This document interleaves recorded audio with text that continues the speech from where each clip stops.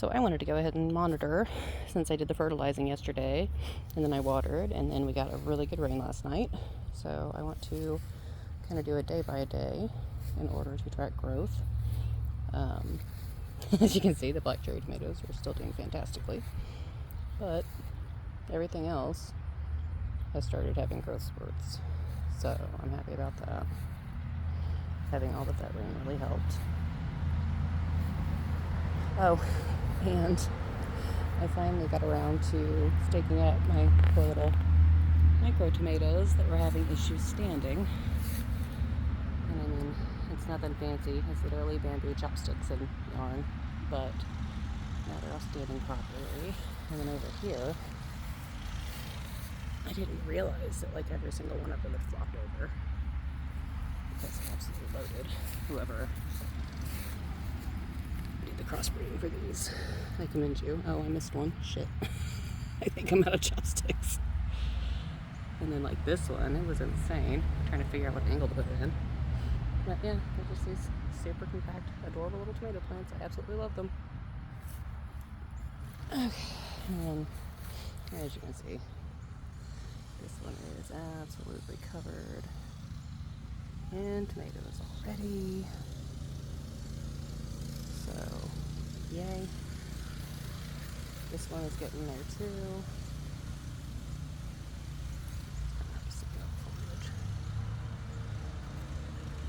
So, yay to that too. Alright. These all had blooms and are doing well. I haven't seen any tomatoes other than this one. There is an orange accordion.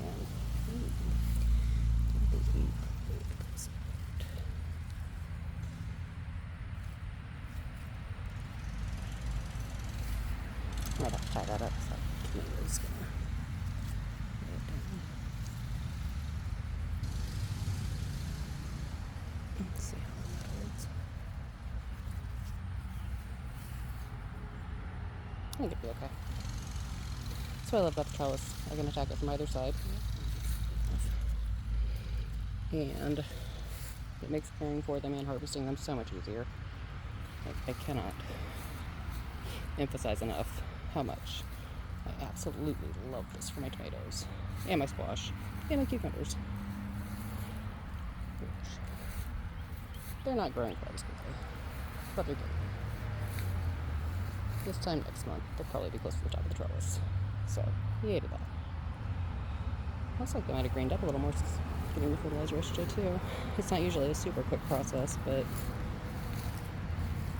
well, I guess once they're on the ground, I don't think it's a super quick process because I haven't noticed it yet.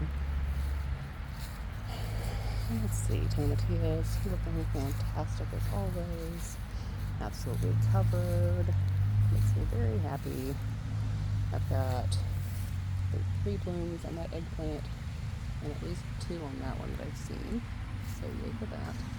I don't know if this one and this one, and definitely not that one, will get big enough to produce anything, but I'm going to let them try. That one I think will, because it's pretty close to starting to bloom.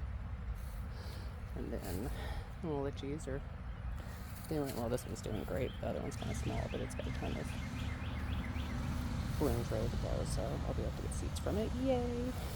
Let's see. Oh, little honeybee on my peppers. They're still loaded. I actually didn't come out and stake these like I planned on doing. I just forced them where I wanted them and then mounted the dirt up around the base a little better. And they kind of stayed, even with the storm. So, I'm kind of hoping it stays that way now. And then you can see where they're starting to ripen more. They're getting super light.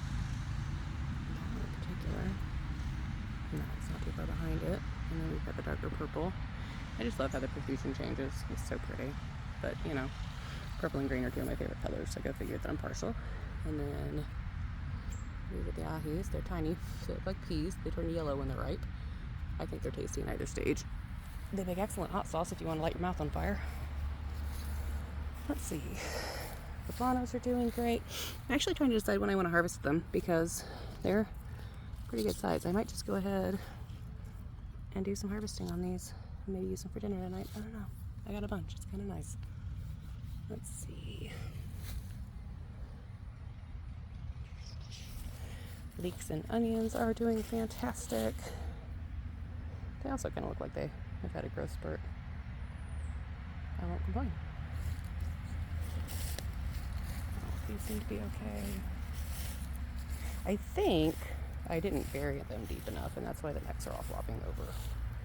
It could also be because I have a lot of squirrels and a bunny that run through my beds and play, and they could have just pulled them over. Either is likely.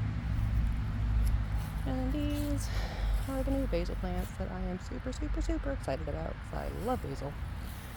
My sage and my valerian seem happier now that the time is no longer trying to encroach. The oregano actually has put on some new growth too, so I'm kind of happy about that. The dill is just kind of hanging out. And my other basil plant is. Hopefully I don't have horehound randomly appear since that's kind of where I planted it. Let me see. Oh, look at this neat little mushroom. No clue what you are, but you look cool. Let's see. Oh, the forage is still going. Lavender. And both of these coneflowers, and my lamb's ear look very happy. Basil over here are a little bit on the yellow side. I did fertilize them, so I hope it fixes itself. That's most of my Genovese, and that's what I wanted. Marigold, cosmos. All the cosmos are from seeds that I harvested last year, so it's awesome to see them doing this. Basil, and the carrots that I didn't realize had actually done their thing.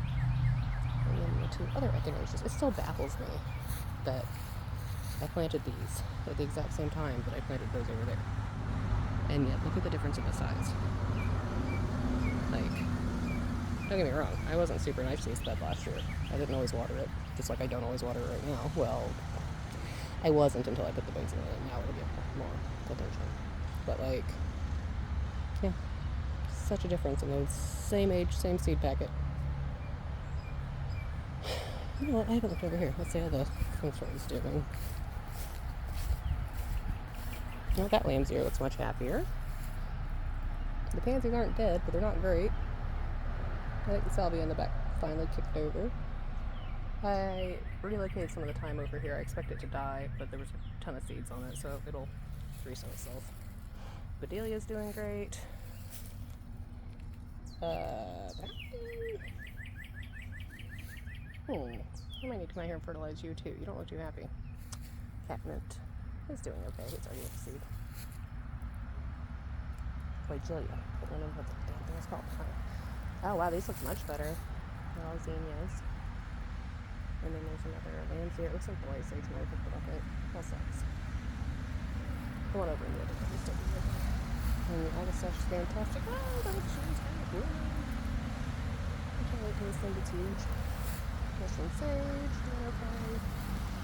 These flowers looking a little happier. Coreopsis is fantastic. Still not sure on the inside yet. I keep forgetting to do anything about it. Another echinacea. And then my husband didn't realize where he was supposed to mow right here because the lilac is like hiding in that bunch. So once he finishes this up, I'm gonna finish getting all this set up so that it kills the grass, etc., etc. Squash looks much happier since I tried to treat it, and it has had lots of water and fertilizer. When I was watering yesterday, I noticed that there was like super significant damage, but oh my god, that's him. There's a hole right there, too, in fact. So I did the jet thing with my hose and just blasted all the holes again to see what would happen. So I might not actually have to use the knife on this one. Won't hurt my feelings. Really happy acacia. My bee balm right here isn't super happy. And I'm not quite sure why. But I don't know what weed that is, and it needs to go away, so maybe that's what's causing it. Okay. And there's bindweed over here. Alright, well, I'll be able to marry. Kind of happy, but fine. Hopefully it got enough rain. I'm not feeling very. Cannot get over how fast these grow. It's the second year it's been on the ground. I love it. This is so awesome. And it just produces something crazy if I would have watered it a little bit more. it would have, yeah, been amazing. Alright. That, I believe, is everything. Decided to start from the back this time.